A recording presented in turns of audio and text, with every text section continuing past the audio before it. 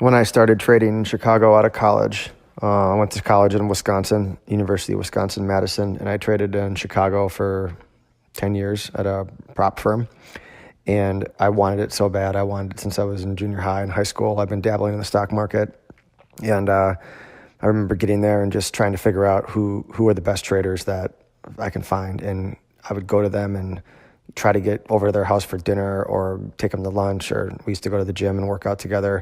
And I would look at their trades and I would go back and plot their trades. So I would take like a red and a blue pen and enter where they bought and where they sold and try to look at that and then look at what I did and figure out, like, why are you buying here? Why are you selling here? What are you seeing? What are you looking at?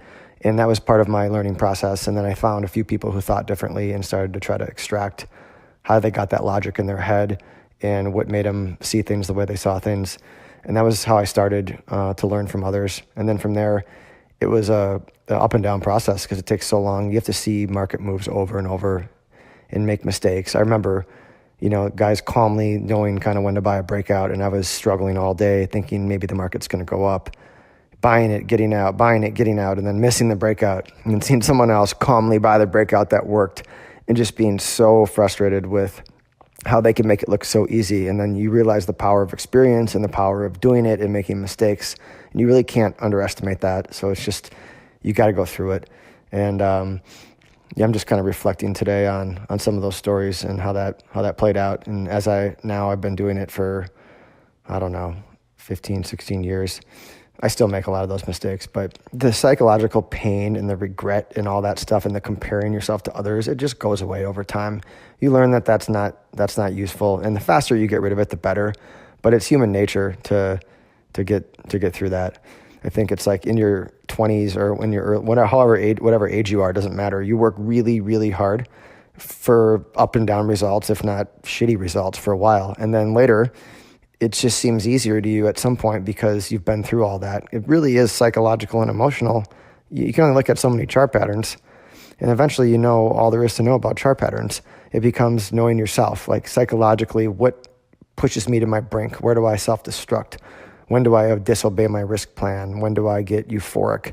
And after making the mistakes, you just kind of know your boundaries, and you are who you are, and you have this personality, you have this disposition, and you have to work within that.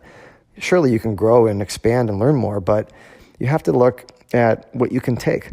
If you're an emotional person and you're an excitable person, you've been that way as a kid, trying to deny that in your trading is not going to help you.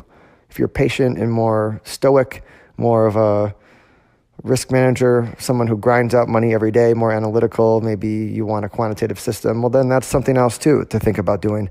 And to have a system around that in fighting who you are never gets you anywhere. It's just radical acceptance of this is how I am, and I know it, and I trade around it. And I look for others who maybe are similar, and how do they harness themselves, and it's like, I was always a believer, and I still am, in really going hard after my strengths and then just building a system around my weaknesses. I'm not trying to improve on my weaknesses. I'm just recognizing I have them, and I'm locking down a system. If that's a piece of software to stop me from doing something, if that's not trading a certain market, if that's not trading when I have people in town, there could be a whole bunch of things.